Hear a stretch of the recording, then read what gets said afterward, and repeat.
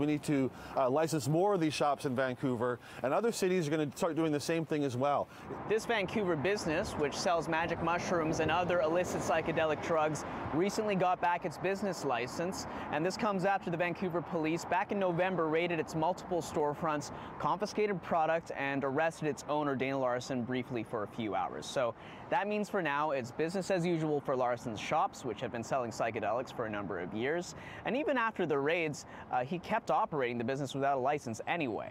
Larson says getting the license back is a good step on the road to legalizing psychedelic drugs, making parallels to how the prohibition on cannabis ended in Canada in 2018. Vancouver was licensing medicinal cannabis dispensaries in 2015, 3.5 years before legalization.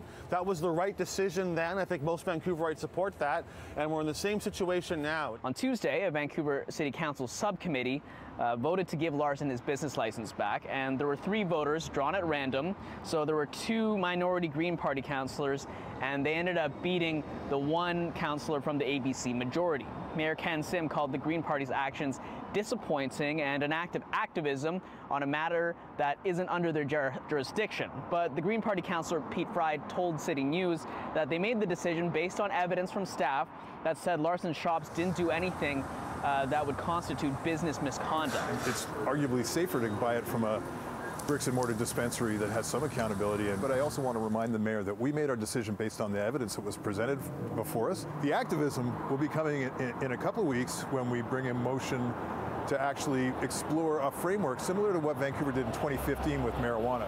That said, the psilocybin in magic mushrooms is still a restricted substance under the Controlled Drugs and Substances Act, something the Public Safety Minister underlined during a press conference Wednesday morning. I find it rather bizarre that a product that is illegal in Canada, a store was given a business license, and then that business license has been revoked.